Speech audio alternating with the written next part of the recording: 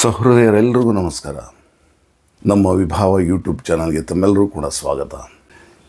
ಇಂದು cine ಭಾವ ಜಗತ್ತು ಇದರ 46ನೇ ಸಂಚಿಕೆಯನ್ನು ಪ್ರಸ್ತುತಪಡಿಸ್ತಾ ಇದ್ದೇವೆ.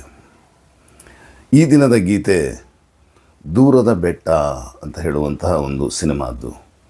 1973ರಲ್ಲಿ ತೆರೆ ಕಂಡಂತಹ ಈ ಸಿನಿಮಾ ಅತ್ಯಂತ ಯಶಸ್ವಿಯಾಯಿತು. ಇದನ್ನು ಸಿದ್ಧಲಿಂಗಯ್ಯ ಅವರು ನಿರ್ದೇಶಿಸಿದರು. ಬಹಳ ಸೊಗಸಾದಂಥ, ಬಹಳ ಸುಂದರವಾದಂಥ ಸಿನಿಮಾ. ಇದರಲ್ಲಿರುವಂಥ ಗೀತೆಗಳು ಎಲ್ಲನೂ ಕೂಡ ಬಹಳ ಸೊಗಸಾಗಿದೆ. ಒಂದು ಹಾಡನ್ನು ನಾವಿಲ್ಲಿ ಆರಿಸ್ಕೊಂಡಿದ್ದೀವಿ. ಅದೇ ಪ್ರೀತಿನೇ ಆ ದ್ಯಾವರು ತಂದ ಆಸ್ತಿ ನಮ್ಮ ಬಾಳ್ವೆಗೆ. ಸಾಹಿತ್ಯ ಭಾಳ ಉತ್ಕೃಷ್ಟವಾಗಿದೆ. ಅಂದರೆ ಭಾಳ ಸರಳವಾದಂಥ ಸಾಹಿತ್ಯ, ಜನರ ಮನಸ್ಸಿಗೆ, ಹೃದಯಕ್ಕೆ ಬಹಳ ಬೇಗ ಮುಟ್ಟುವಂತಹ ಸಾಹಿತ್ಯ, ಬದುಕಿನಲ್ಲಿ ಒಂತರಹ ಸಕಾರಾತ್ಮಕ ಶಕ್ತಿಯನ್ನು ಬೆಳೆಸುವಂತಹ ಒಂದು ಸಾಹಿತ್ಯ. ಇದು ಆ ಒಂದು ಕಾಲ ಇತ್ತು. 60ರ ದಶಕದ ಕೊನೆ ಭಾಗದಲ್ಲಿ ಮತ್ತು 70ರ ದಶಕದ ಪ್ರಾರಂಭದಲ್ಲಿ. ಆ ಸಂದರ್ಭದಲ್ಲಿ ಹಳ್ಳಿಗಳಿಂದ ಸಾಕಷ್ಟು ಜನ ಪಟ್ಟಣಕ್ಕೆ ಬರ್ತಾಯಿದ್ರು. ಆಗ ಕೆಲವು ಸಿನಿಮಾಗಳು ಹಳ್ಳಿಯಿಂದ ಪಟ್ಟಣಕ್ಕೆ ಬಂದಾಗ ಯಾವ ರೀತಿ ಇರುತ್ತೆ, ಯಾವ್ಯಾವ ತರಹ ಆಗುತ್ತೆ, ಏನೇನು ಅವರು ಕಷ್ಟಗಳನ್ನು ಅನುಭವಿಸ್ತಾರೆ, ಈ ಥರದ್ದು ಕಥೆ ಆಧಾರಿತ ಸಿನಿಮಾಗಳು ಕೆಲವೆಲ್ಲ ಬಂದವು. ಅದನ್ನು ನಾವು ಮೇಯರ್ ಮುತ್ತಣ್ಣ ಇರಬಹುದು, ದೂರದ ಬೆಟ್ಟ ಇರಬಹುದು, ಬೆಂಗಳೂರು ಬಂದ ಬೋರೇಗೌಡ, ಹೀಗೆ ಹಲವಾರು ಸಿನಿಮಾಗಳು ಆ ರೀತಿಯಲ್ಲಿ ಬಂತು. ಮತ್ತು ಇದನ್ನು ದೂರದ ಬೆಟ್ಟ ಒಂಥರ ಭಾಳ ವಿಶೇಷವಾಗಿ ಇತ್ತು. ಅದರಲ್ಲಿ ಪ್ರೀತಿನೇ ಆ ದ್ಯಾವರು ತಂದ ಆಸ್ತಿ ನಮ್ಮ ಬಾಳ್ವೆಗೆ ಬಹಳ ಸೊಗಸಾದಂಥ ಗೀತೆ. ಒಂದು ಗ್ರಾಮ್ಯ ಸೊಗಡಿನ, ಗ್ರಾಮೀಣ ಹಿನ್ನೆಲೆಯ, ಕಬ್ಬಿಣದ ಕೆಲಸವನ್ನು ಕಾಯಕ ಮಾಡಿಕೊಂಡಿರುವಂತಹ ದಂಪತಿಗಳ ಆಧಾರಿತ ಒಂದು ಕಥೆ. ಅವರ ಪ್ರೀತಿ, ಪ್ರೇಮ, ಅವರ ಬದುಕು, ಈ ಎಲ್ಲವನ್ನು ಚಿತ್ರಿಸಿರುವಂತಹ ಒಂದು ಸಿನಿಮಾ ಅದು. ಅದು ಎಷ್ಟು ಸುಂದರವಾಗಿ ಚಿತ್ರಿಸಿದ್ದಾರೆ ಅಂತ ಹೇಳಿದ್ರೆ, ಆ ಕಬ್ಬಿಣದ ಕೆಲಸ ಮಾಡ್ತಿರ್ಬೇಕಾದ್ರೆ ಆ ಚಟುವಟಿಕೆಗಳು ಏನೇನು ನಡೆಯುತ್ತೆ, ಅಲ್ಲೇ ಒಂದು ಹಾಡನ್ನು ಇಡ್ತಾರೆ. ಅದು ಎಷ್ಟು ನೋಡುಗರಿಗೆ ಎಷ್ಟು ಪ್ರಭಾವ ಬೀರುತ್ತೆ, ಪರಿಣಾಮ ಬೀರುತ್ತೆ ಅಂದರೆ ಆ ಒಂದು ನೈಜವಾದ ಚಿತ್ರಣ ಕಣ್ಣು ಮುಂದೆ ಬರುತ್ತೆ. ಆ ಇಬ್ಬರು ದಂಪತಿಗಳು ಡಾಕ್ಟರ್ ರಾಜ್ಕುಮಾರ್ ಮತ್ತು ಭಾರತಿಯವರು ನಟಿಸಿದ್ದಾರೆ. ಇಬ್ಬರು ತುಂಬ ಚೆನ್ನಾಗಿ ನಟಿಸಿದ್ದಾರೆ. ಅದರಲ್ಲಿ ಪ್ರೀತಿನೇ ಆ ದ್ಯಾವರು ತಂದ ಆಸ್ತಿ ನಮ್ಮ ಬಾಳ್ವೆಗೆ, ಹಸಿವಿನಲ್ಲೂ ಹಬ್ಬಾನೆ ದಿನವೂ ನಿತ್ಯವೂ ಗಾದಿನೇ. ಹಸಿವಿದ್ರೂ ಕೂಡ ಅದು ನಮಗೊಂಥರ ಹಬ್ಬ. ದಿನವೂ ನಿತ್ಯವೂ ಗಾದಿನೇ, ಪ್ರತಿ ದಿವಸವೂ ಕೂಡ ಅದು ಹಬ್ಬ, ಉಗಾದಿನೇ. ಯಾರಿಗೆ? ಅದು ನನ್ನ ನಿನ್ನ ಪಾಲಿಗೆ. ಯಾಕೆಂದರೆ ನಮ್ಮಲ್ಲಿ ಪ್ರೀತಿ ಅಷ್ಟೊಂದು ವಿಶ್ವಾಸ ಇದೆ. ಪ್ರೀತಿಯಲ್ಲಿ ಅಂತಹ ಮಾತ್ರವಾದ ಶಕ್ತಿ ಇದೆ. ಹೀಗಿದ್ದಾಗ ಇಂಥದ್ದೇ ಬೇಕು, ಹೀಗೆ ಇರಬೇಕು ಅಂತೇನಿಲ್ಲ. ಎಲ್ಲದನ್ನು ನಾವು ಎದುರಿಸಬಲ್ಲೆವು, ಎಲ್ಲದನ್ನು ನಾವು ಸಹಿಸಿಕೊಳ್ಳಬಲ್ಲೆವು. ಆ ಶಕ್ತಿ ನಮ್ಮಿಬ್ಬರ ಪ್ರೀತಿ ಕೊಡುತ್ತೆ ಅಂತ ಹೇಳುವಂತಹ ಅದ್ಭುತವಾದಂಥ ಸಾಹಿತ್ಯ. ಅದರಲ್ಲಿ ಚರಣದಲ್ಲಿ ಬರ್ತಾ ಹೇಳ್ತಾರೆ, ನೀ ಪಕ್ಕ ಇದ್ದರೆ ಹೀಗೆ ಬೆಟ್ಟಾನೆತ್ತಿನ ಬೆಣ್ಣಾಗೆ, ನೀ ಪಕ್ಕ ಇದ್ದರೆ ಹೀಗೆ ಬೆಟ್ಟಾನೆತ್ತಿನ ಬೆಣ್ಣಾಗೆ, ಎಸೇ ಕಷ್ಟ ಬಂದರೂ ನಮಗೆ ಮೀಸೆ ಬಿಡ್ತೀನಿ ಸಿಮ್ಗೆ. ನೋಡಿ, ಆಡೋ ಭಾಷೆ, ನಾಣ್ಣುಡಿ ಭಾಷೆಗಳು, ಹಳ್ಳಿಯ ಸೊಗಡಿನ, ಗ್ರಾಮ್ಯ ಸೊಗಡಿನ ಸಾಂಕೇತಿಕ ಭಾಷೆಗಳು, ಒಗಟುಗಳು, ರೂಪ ಎಲ್ಲ ತರಹದ್ದನ್ನು ಒಂದಷ್ಟು ಬಳಸಿ ಈ ಹಾಡನ್ನು ಮಾಡಿದ್ದಾರೆ. ಭಾಳ ತುಂಬ ಚೆನ್ನಾಗಿ ಸೊಗಸಾಗಿರುವಂಥದ್ದು. ಟೇ ಅನ್ನೋದಕ್ಕೆ ಎಸಿ ಅಂತಲೂ ಬಳಸ್ತಾರೆ, ಕೆಲವು ಕಡೆ ಏಟೆ ಅಂತಲೂ ಬಳಸ್ತಾರೆ. ಈ ರೀತಿ ಸಣ್ಣ ಪುಟ್ಟ ಬದಲಾವಣೆಗಳು ಅಲ್ಲಲ್ಲೇ ಭಾಷೆಗಳಲ್ಲಿ ಕಂಡುಬರುತ್ತೆ. ನೀ ಪಕ್ಕ ಇದ್ದರೆ ಹೀಗೆ ಬೆಟ್ಟಾನೆತ್ತಿನ ಬೆಣ್ಣಾಗೆ, ಏಸೆ ಕಷ್ಟ ಬಂದರೂ ನಮಗೆ ಮೀಸೆ ಬಿಡ್ತೀನಿ ಸುಮ್ಗೆ. ಮೀಸೆ ಬಿಡೋ ಅಂಥದ್ದು ಒಂದು ಭಾವನೆ ಏನು? ನಾನು ಎಲ್ಲದಕ್ಕೂ ತಯಾರಿದ್ದೀನಿ. ಮೀಸೆ ಬಿಡೋದು ಅಂದರೆ ಅದೇ ಅರ್ಥ ಅಲ್ವಾ? ಎಲ್ಲದಕ್ಕೂ ಸಿದ್ಧನಾಗಿದ್ದೀನಿ, ಯಾವುದಕ್ಕೂ ನಾನು ಹಿಂಜರಿಯೋದಿಲ್ಲ. ನಿನ್ನ ಪ್ರೇಮ, ನಿನ್ನ ಪ್ರೀತಿ, ನಿನ್ನ ವಿಶ್ವಾಸ ಬಹಳ ಮುಖ್ಯವಾದದ್ದು. ಹಾಗಿದ್ದಾಗ ನಾನು ಯಾವುದಕ್ಕೂ ಹೆದರೋದೇ ಇಲ್ಲ, ಅದೆಷ್ಟೇ ಕಷ್ಟ ಬರಲಿ ಅಂತ ಹೇಳುವಂಥ ಭಾವನೆಯ ಒಂದು ಹಾಡಾಗಿದೆ.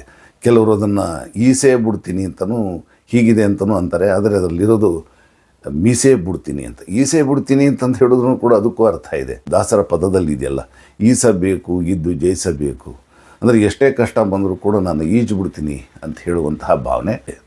ಈ ರೀತಿ ಬಹಳ ಸುಂದರವಾಗಿದೆ, ಮಧುರವಾಗಿದೆ ಕೇಳೋದಕ್ಕೆ.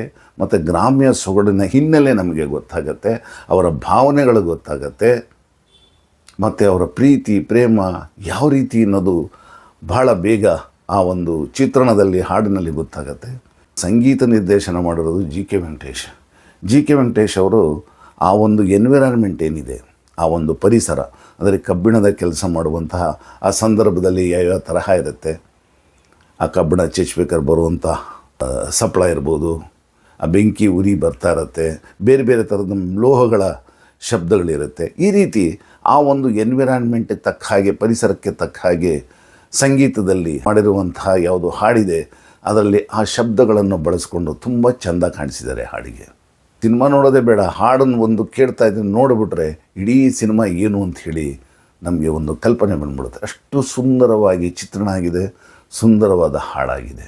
ಈ ರೀತಿ ಒಂದು ಸೊಗಸು ಕಂಡಂತಹ ಈ ಗೀತೆ ಆ ಕಾಲದಿಂದಲೂ ಕೂಡ ಬಹಳ ಪ್ರಸಿದ್ಧವಾಗಿತ್ತು.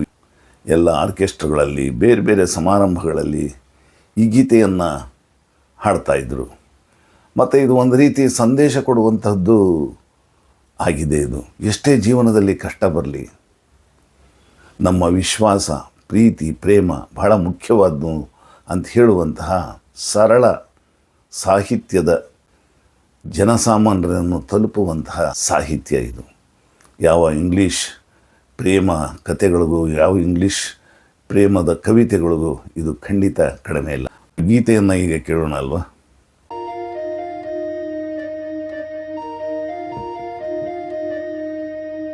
ಪ್ರೀತಿನೇ ಆದ್ಯಾವ್ರು ತಂದ ಆಸ್ತಿ ನಮ್ಮ ಬಾಳ್ವಿಗೆ, ಪ್ರೀತಿನೇ ಆದ್ಯಾವ್ರು ತಂದ ಆಸ್ತಿ ನಮ್ಮ ಬಾಳ್ವಿಗೆ. ಹಸಿವಿನಲ್ಲೂ ಹಬ್ಬಾನೇ, ದಿನವು ನಿತ್ಯವು ಗಾದಿನೇ, ನನ್ನ ನಿನ್ನ ಪಾಲಿಗೆ. ಪ್ರೀತಿನೇ ಆದ್ಯಾವ್ರು ತಂದ ಆಸ್ತಿ ನಮ್ಮ ಬಾಳ್ವಿಗೆ, ಹಸಿವಿನಲ್ಲೂ ಹಬ್ಬನೇ, ದಿನವು ನಿತ್ಯವು ಗಾದಿನೇ, ನನ್ನ ನಿಮ್ಮ ಪಾಲಿಗೆ. ಪ್ರೀತಿನೇ ಆದ್ಯಾವ್ರು ತಂದ ಆಸ್ತಿ ನಮ್ಮ ಬಾಳ್ವಿಗೆ.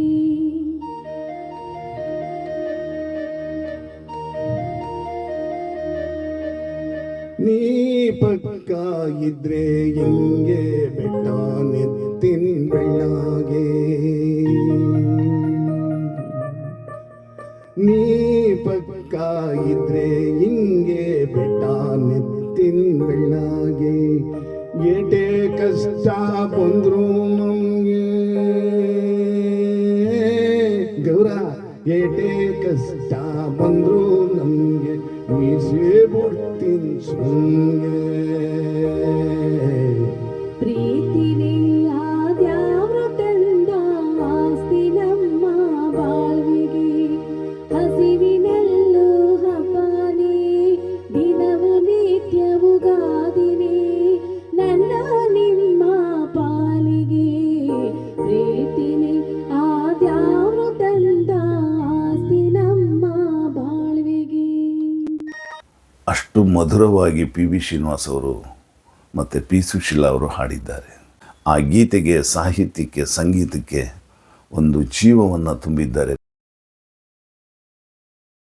ಬಂಧುಗಳು, ಇದುವರೆಗೂ ದೂರದ ಬೆಟ್ಟ ಈ ಸಿನಿಮಾದ ಪ್ರೀತಿನೇ ಆದ್ಯಾವ್ರು ತಂದ ಈ ಗೀತೆಗೆ ಸಂಬಂಧಿಸಿದಂತೆ ಕೆಲವಷ್ಟು ವಿಷಯಗಳನ್ನು ಹಂಚಿಕೊಂಡ್ವಿ. ನಾಳೆ ಮತ್ತೆ ಮತ್ತೊಂದು ಗೀತೆಯೊಂದಿಗೆ ಭೇಟಿಯಾಗೋಣ. ನಮಸ್ಕಾರ.